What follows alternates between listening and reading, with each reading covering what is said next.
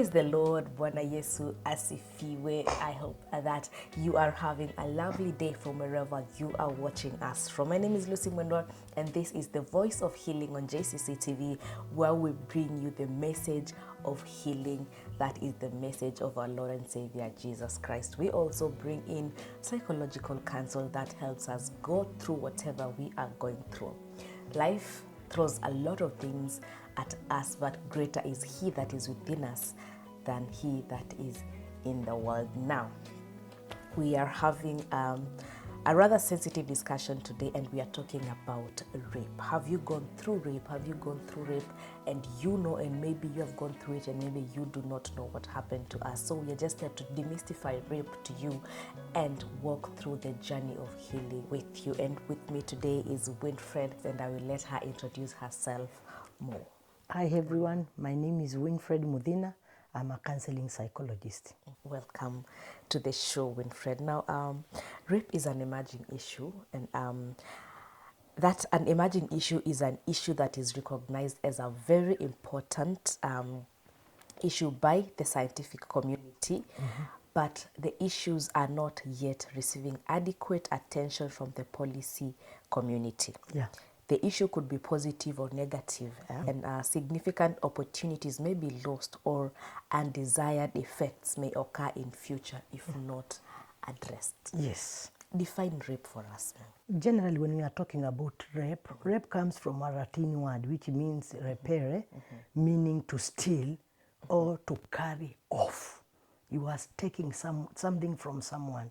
So rape is an unconsensual penetration obtained by force, by threat, or by bodily harm, and whereby the victim is incapable of giving the consent. Yeah. So generally, you are stealing something from someone. Generally, you are forcing that someone. Generally, you are also not getting the consent. Or maybe you have influenced someone to rape them without their consent. That is generally what we talk about rape. Or you are coercing someone. Define consent. When we are talking about consent, generally we are talking of the being given permission. Okay. I give you permission to do that, but in sober mind. Like for example, when we go to the law, you cannot give a consent when you are below 18 because you are not mature enough. And you cannot when you force someone, they have not consented. Maybe I may be your girlfriend, but if you force me to sleep with you, I have not given my consent. It is not within my will. It is not within my power. Maybe you are doing it because you are my boss. So if I accept because I'm fearing to be sacked, that I've not done it within my consent.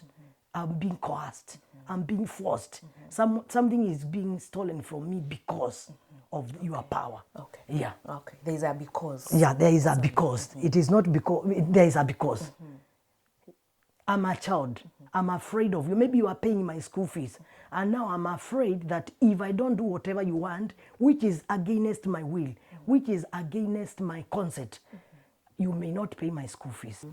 What are the rates of sexual abuse in Kenya? When we are talking about rape in Kenya, it is very wanting because most of the people don't report the case, but the data, we are saying the data is very scanty, but at least 300 rape cases are reported weekly. And remember, most of the people fear to report rape. So if 300 are reported weekly, what about those cases that are not reported? What about the stories that we have not heard? Because I believe there are a lot of stories down there. People are afraid of, maybe I've been raped by my daddy. What will my mom say? What will the community say? Then the situations, maybe I may feel like the situation is going to be worse if I report. So if I'm being coerced, I'm all forced to be raped by someone who is taking care of me, maybe my guardian. If I report, where will I go? Around the world, we are having over 100,000 women aged 15 to 59 that are raped most often. So the data are very scary. And it is all over the world. It is not just within Kenya. And you see the women who are raped majorly, it is 15 to 59. So 15, they are young kids. 15 is, Yeah. So in fact, when we are talking about the young, they are being raped so much. And those are the only case. They are vulnerable. They don't have the power to protect themselves. Yeah, they are being taken advantage of. They don't have, maybe they are being assaulted by someone whom they are living with. So we have to be very careful, because as we know, those things are happening so much. And I thank God that we are having this program, because it is bringing out what has been hidden. And maybe we will be shocked by the end of this program, because people are going to be empowered to speak out. Because the only way we can stop rape, it is by speaking it out. There is help. People care. You talked about 300 cases that are reported. Is victimization one of the reasons why people shy off from reporting? Of course, yes. Because, for example, maybe I'm a Christian. So if people hear I was raped, and with the needs that people have, they think that people are raped because they wanted it. People are raped because they didn't dress well. People were raped because they provoked it. So people fear. And because now, as you said when you were starting, that rape is an emerging issue. It is an issue that the society itself, it's not giving attention. So if I talk about it, what about my tomorrow? That is how people fear. So that victimization and also self-blame and also the ego. Most of the time, you feel like your value will be taken away more if more people know that you are raped. Also, there are some people who fear, if people know that I was raped, maybe my partner will separate with me, such things. Maybe I'm singing in the choir when people hear that I was raped, just fear. And you know, sometimes we may have a fear even which that is not valid. You may fear, maybe I'm going to be taken out of the choir. Maybe I'm going to be taken out of the groups because of the value. I will also feel like I have ashamed my family. I have ashamed maybe the community I live with. So I believe those are some of the things. And also people are not more empowered to speak out. They don't know whether they speak out, they are going to be helped, or when they speak out, things may be worse. So it is also fear of the unknown. Apart from victimization, it is fear of the unknown and the fear of losing more of what they have lost. Is the church more on victimization than the world? So we may not say so, but what I think, because of our faith, we are supposed to be holy. So sometimes you feel like you are not holy, you have been defiled, and you don't feel like you fit in. So I think maybe the church need to be more empowered. Christ said, "Come to me, those who are heavy laden." And for sure, when you are raped, you are carrying a very heavy burden. As we proceed, we are going to check some of the effect of the rape. So it is a burden. So I think the church, it's the place where people are supposed to run in for healing. But most of the people, maybe because of the way people have been socialized of the holiness, they feel like they have caused sin, although they have been coerced to do it. So I think the church needs to be more developed when we are talking about the emerging issues. Now the attention that is not being given elsewhere, I think it needs to be given in the church. We need to embrace people more. We also need to tell people these things happen and they should get healing. We need to empower more people. We need also to have I think also there is a solution even in the Word of God. So the church should not be a place of victimization, but the church is supposed to be a place where people come with those burden. I have been raped. I feel like I am not supposed to live. I feel like my virginity has been taken away. My dignity has been taken away. I should come to Christ and to church. Who is raped? When we are talking about being raped is something that is very weird. We say the young are the victim of rape, the more likely than the attacker is an acquaintance or a relative. So generally when we are talking about the young are more victimized. As you said, the young are more vulnerable. And most of the time, do you know who usually rapes the young? We talk about the acquaintances, the people they know, the friends, the people like the relatives. Like for example, if my brother comes to my house, people cannot suspect that he can rape my kids. So there is that secure environment. There is that secure environment. Even if maybe the neighbors, they hear my child crying, they may think maybe my brother is disciplining the child, or maybe they are playing, or something is happening. So we don't have a lot of alarm. There is no cause of alarm because the environment looks secure. And I cannot think that my brother can rape my kids. So I feel like they are safe in the hands of my brother. So also when we are talking about women that is who are 18 or older, we have 67% of them are raped by acquaintances, the people they know, the people they have associated with also as friends. Rapes by strangers are more likely to be reported than their acquaintances. So when we are saying 300 cases are reported per week, most of them, they are the ones that have been caused by strangers. And you see, like we are even having 67% of the women who are 18 and above who are being raped by acquaintances. We have said also young children and the youth are also raped by relatives and acquaintances. So we are believing most of these cases are also not being recorded, because we said most of them, they are recorded, the ones for the people we don't know. And then we are saying rapists also look for vulnerable women and girls. That is who are physically not strong. That is, they are also alone, they are disabled or drugged, or they are emotionally, that is, non-sensitive, they are fearful. So most of those people are more prone to rape. Those people who are walking alone, those people who are weakling, those people who are not assertive. When you are talking of assertive, it is those people who can, when we say you are assertive, you can be able to stand for your rights and not hurting the rights of others. So if you are an assertive, you are not in a position to stand for your rights. You are not in a position to put your foot down and they say no, you see? And then you are also vulnerable to rape.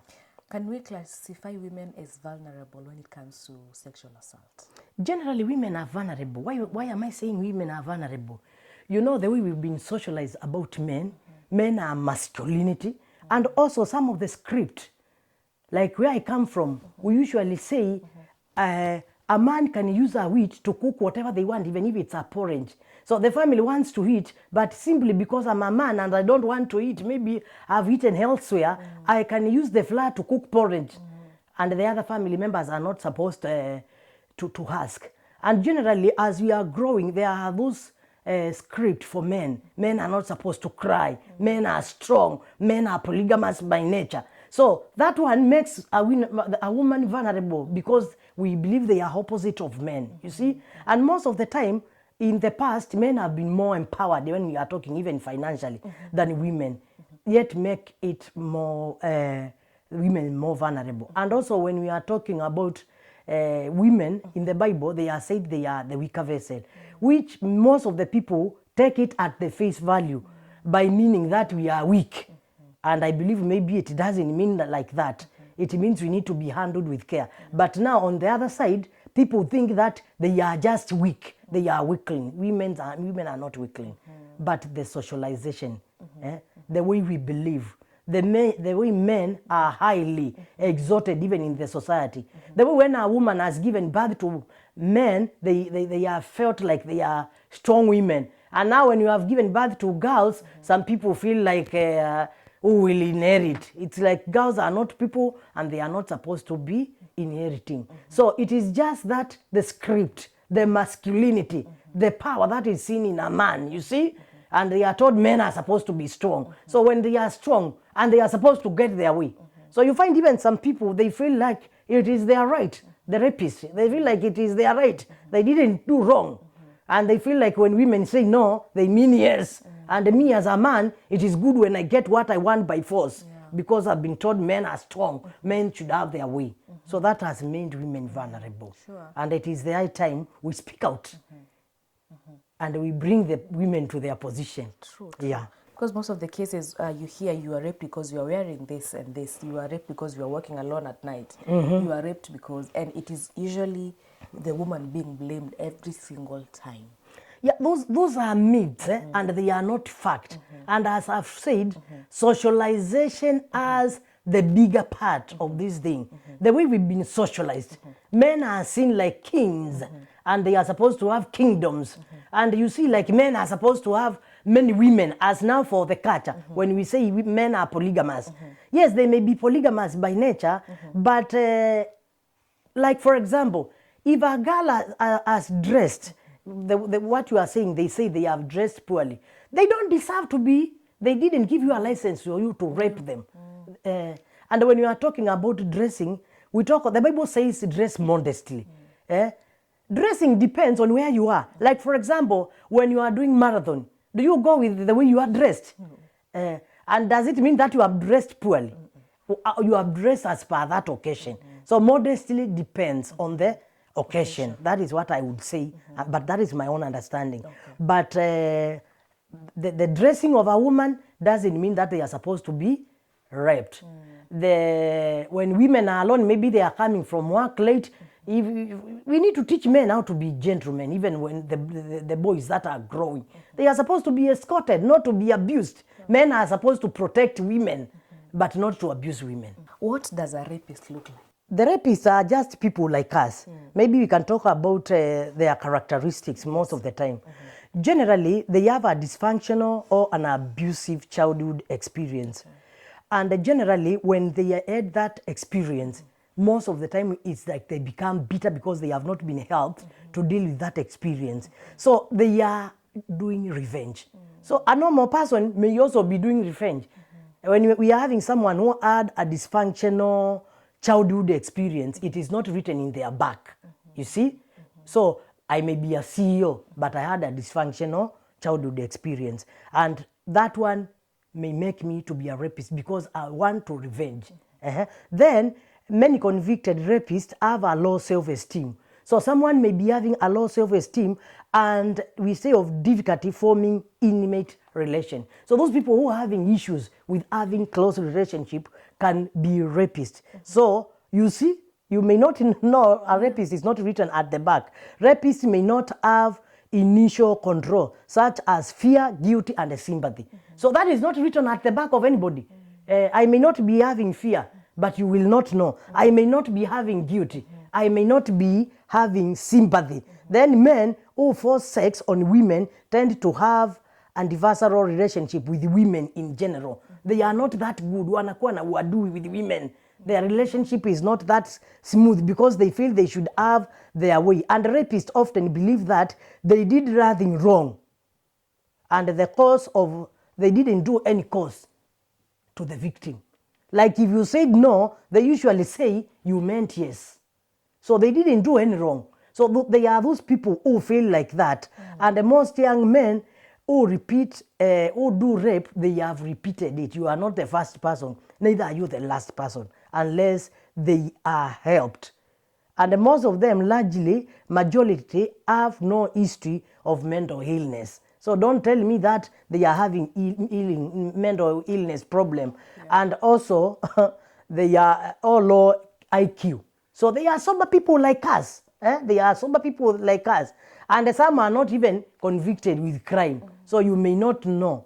So a rapist may be just anyone. It is just some few characteristics that you may see. Like this one, maybe when you are doing maybe counseling to them, you will know that they were abused when they were growing up. Their parents were not there for them. So as parents, we have to be very careful. Whatever we are doing to our kids, maybe we are socializing them to be future rapists. So I think parents should start being very careful about that. But most of the men who become rapists, they have high testosterone, that men hormone, and maybe they are not using it in the right way. Maybe it's the right time they be helped to drive their energy elsewhere. How do they drive their energy elsewhere? They can do sports, they can do swimming, they can do basketball, such things. Physical activities. Very well. You talked about most rapists having childhood traumas. How should parents in this day and time ensure that their children grow up to be proper human beings in the society? That is a very good thing. In the development of a child, a parent is very crucial. You find that most of the times we have been so busy pursuing money. If I may go back to the biblical point, women were not created to work. They were homemakers. But now the situations that are in, they are forcing us maybe to be working, and most of the time we spend a lot of time getting that extra coin. Maybe, and after work, maybe I'm coming from work at 5, I have some evening classes because I need that promotion. It is not bad, but the kids need the parents. You need to be there for your kids.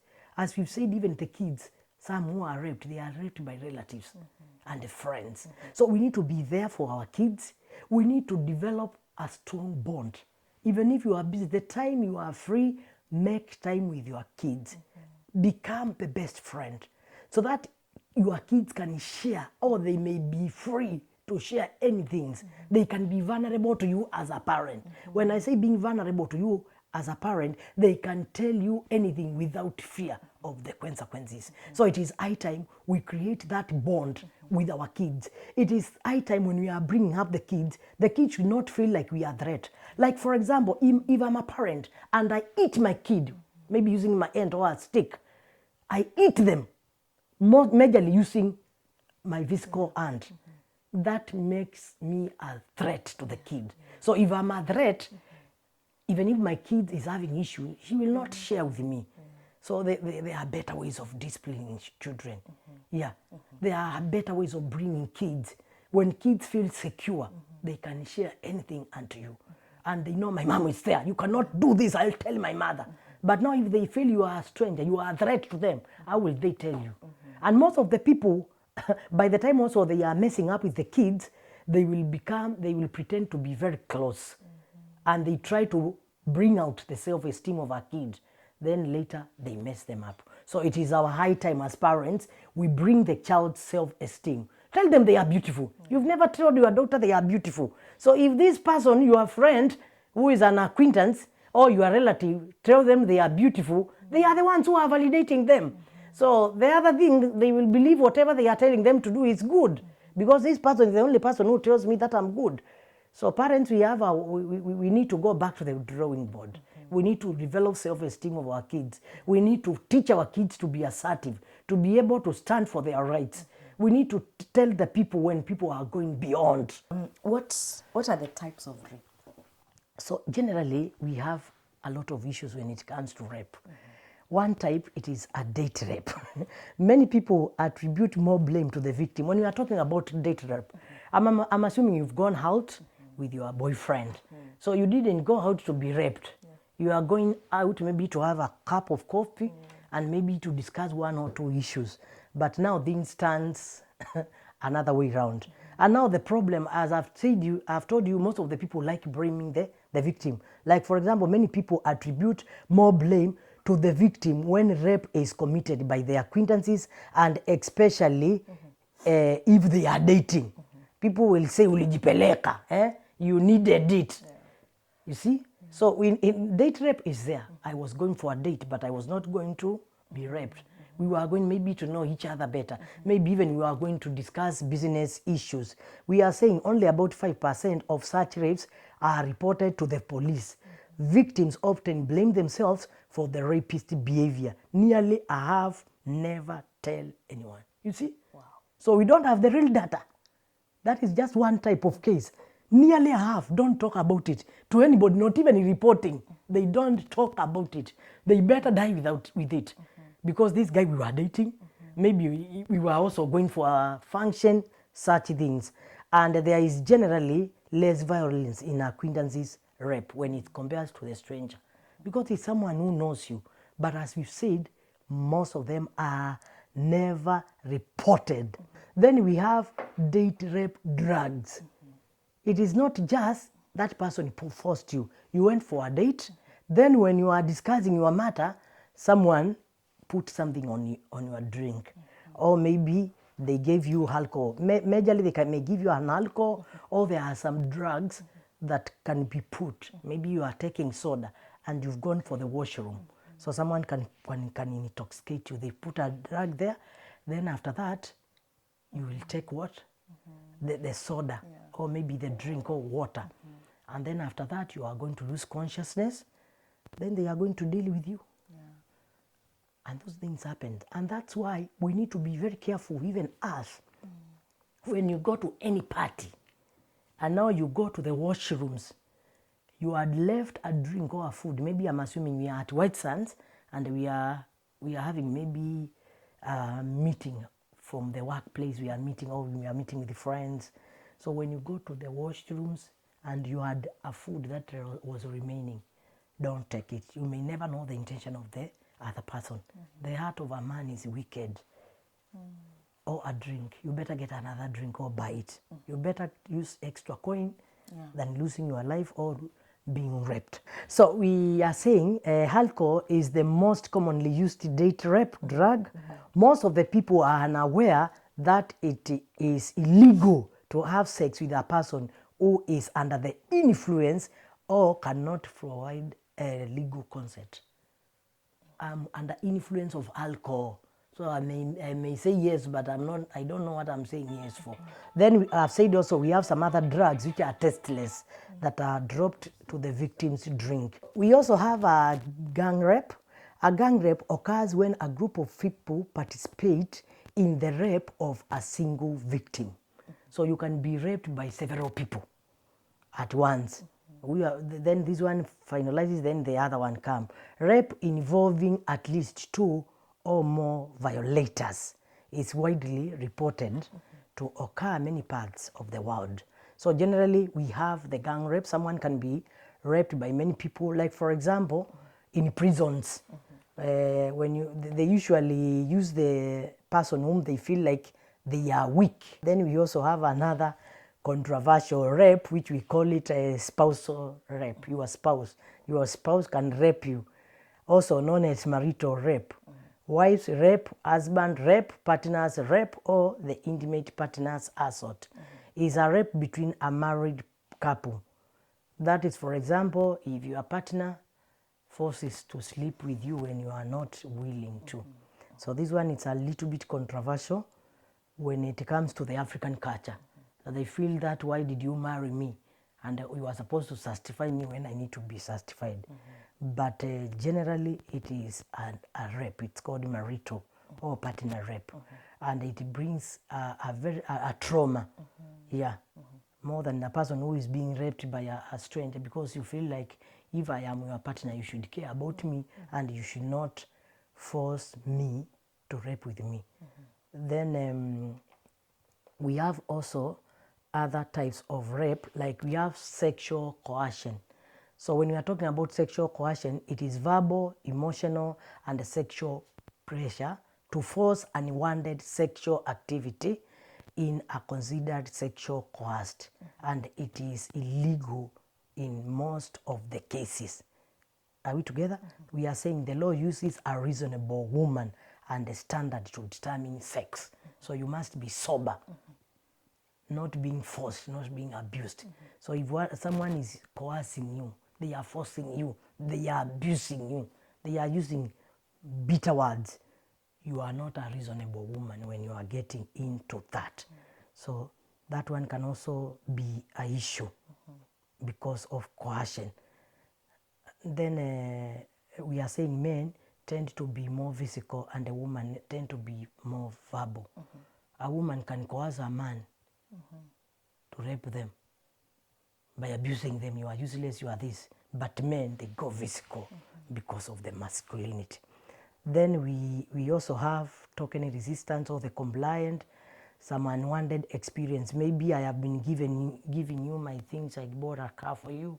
The other time I gave you 100K as a loan, and you are not in a position to pay. I may use that. Even when you said no to sex, I will feel you said yes because you have been taking my things. So it is just because of token. That token can sell your soul. Token resistant when it's a woman said no. And they also say token resistant is when a woman says no, even if they mean yes, to avoid appealing too easy. It can be that. So sometimes the men say you say no when we mean yes. And that we call it token resistant. Then we have a statutory rape.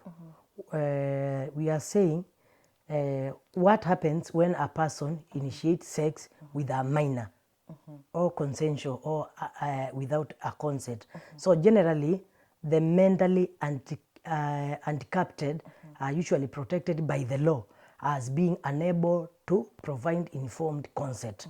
Like for example, if you are sleeping with someone who is not mentally sober, so you are committing a crime against the government, because the government protects them, and you are not supposed to sleep with them because you are not supposed to rape them because they cannot give consent. They are not sober, so they are protected.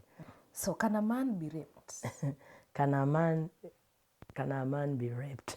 Suddenly, adult women can usually assault young boys. Are we together? Like for example, the boy may be a houseboy, and then the woman may rape the boy by forcing them to sleep with them. But it's rare. It is rare. We are saying, although it is rare, there are some women who will kidnap then with drugs or weapons, and then they force a man to do sexual act with them, including the intercourse itself. They may force them to do what they are not willing to do. So a man can be raped. Victims suffer all the way that women do. But generally, most of them, men don't report because of the masculinity.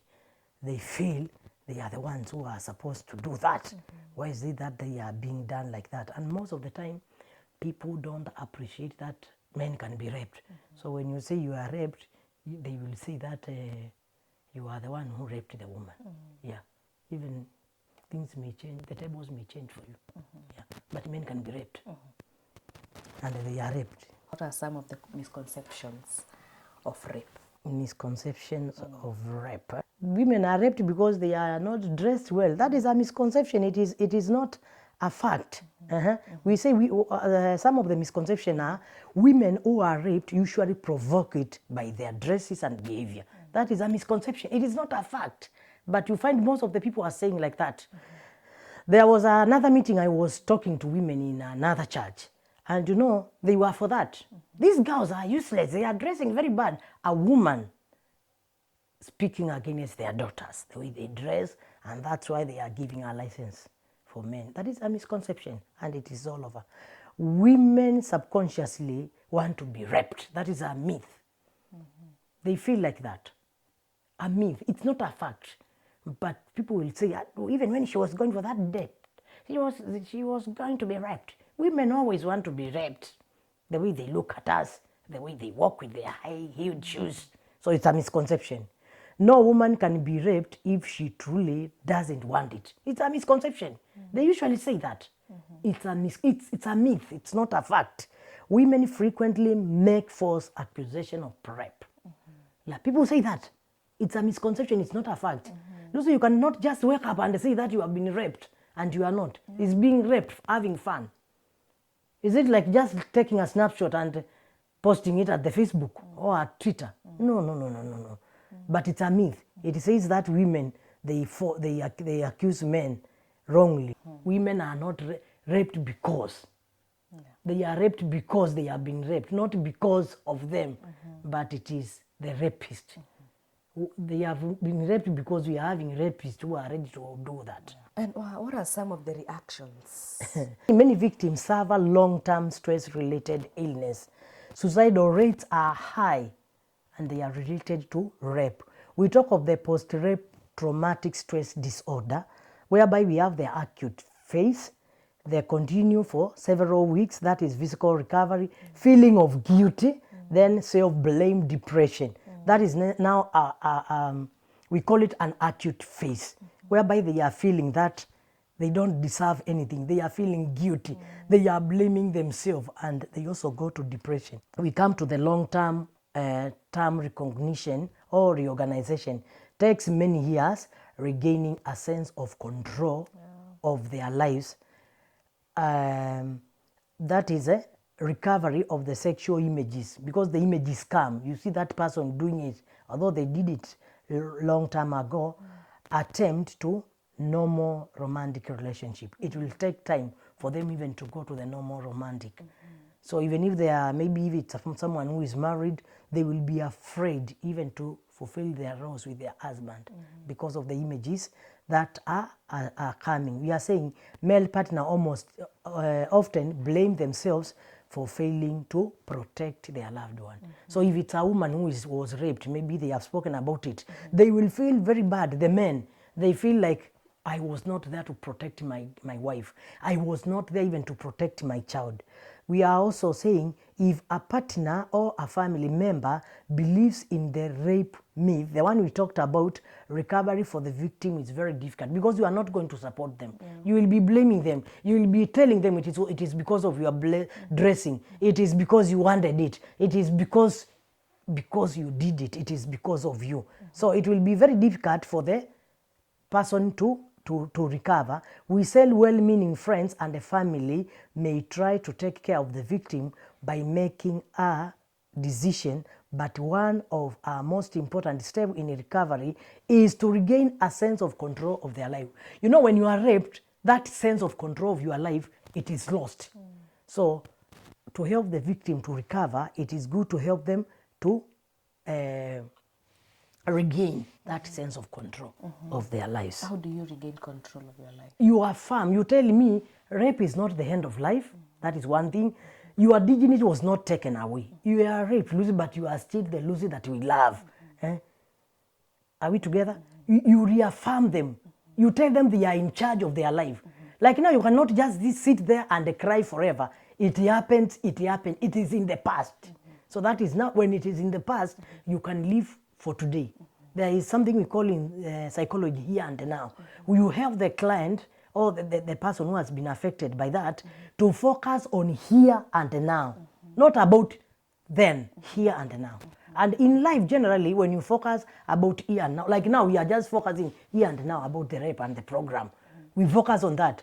Not like I'm here, but I'm thinking about I was raped some years back, I start crying, you know. So when I focus here and now, and the potentials that I have, I can be in a position to gain that sense of control. And I'll be in charge of my life.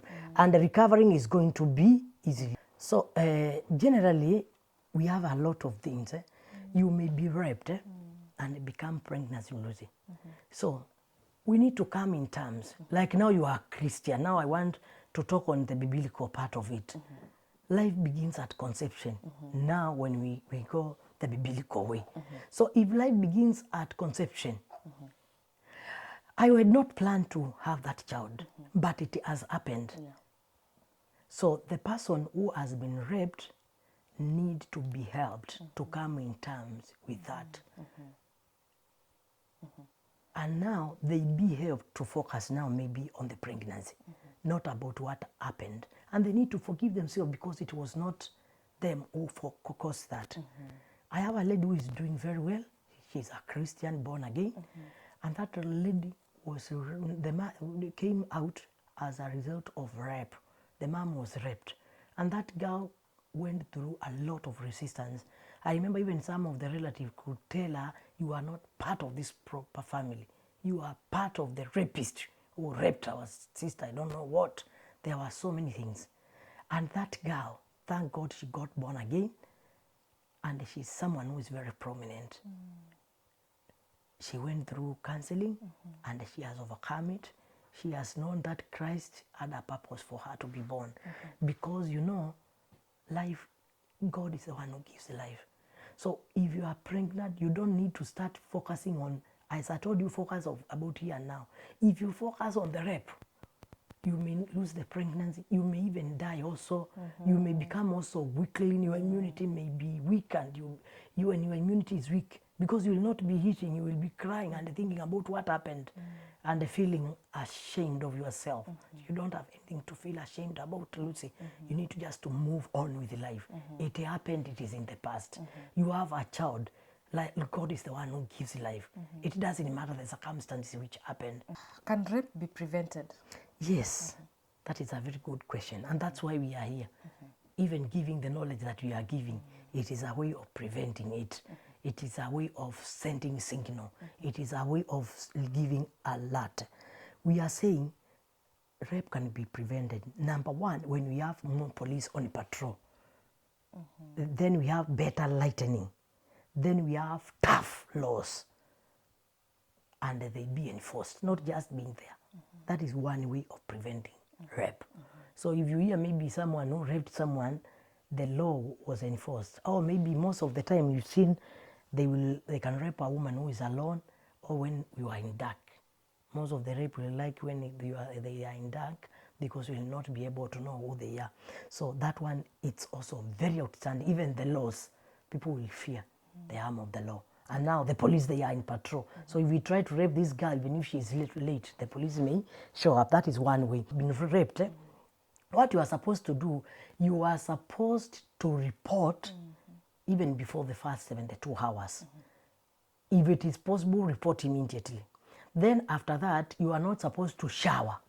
You are not supposed to remove those clothes or maybe throw them away, even if they have stains. Why? Because the first thing when you go to report to the police, you will go to the hospital, which is very crucial.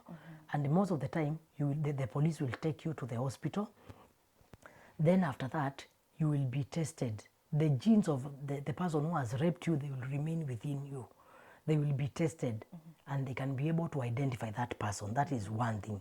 And the other thing that is very crucial, like for example, maybe the person or the perpetrator maybe had HIV or maybe had another disease, you can be treated. Like for HIV, it takes 72 hours before the virus can start replicating or multiplying in your body. So there are some medicine that you will be given that will prevent that HIV from multiplying in your body, and then you will be secure, you will not get HIV. So if you don't report and you don't go to the hospital, you may get HIV, and HIV is a long life disease. You will have to live with medication throughout all your life. And maybe if you reported, if you went to the hospital, you could be given the medication, and the medication is there. And it has been even used, that medication, by the nurses when they injure themselves with a sharp object that had already been used on a person who has HIV. So there are those medications that you will be given and you will save your life, because we have life after rape. So we have even the desk for gender-based violence at the police, and they are always very faster because they are trained in these things. Number two, educating potential victim. That is to avoid dangerous setting. Don't advertise that you live alone. Sometimes we may be the ones who are implementing the problem. You are advertising the social media the way you live alone, and maybe there is a rapist around and they know you are just a young girl. They can finish with you very fast. Then learn effective self-defense. Self-defense is very crucial. You should learn how to defend yourself. Some karate. Yes, you say no. Then verbal assertiveness method. Verbal, you speak it out. You shout. And then some defense mechanism, you can eat them on the private part. When you eat them there, they don't have power even if they are strong. They will have issues. That was a lot. We're going to continue more with the discussion, but before that, we're going to go for a break, and we're going to come back with Faith Muna, who's going to tell us. We are going to look at the biblical way and point of view when it comes to rape and sexual assault. So we are going to take a very short break, but before you go for the break, if you have any question, if you want prayer, if you want to share with us, we have our numbers. We're just scrolling down there, an email address. It's you can call our helpline, and there will be someone on the other side that will be there to talk to you and help you and pray with you. We are going for a short break. We are coming back with Faith Muna to talk about this, the biblical way. Do not go anywhere. What are the effects of incest?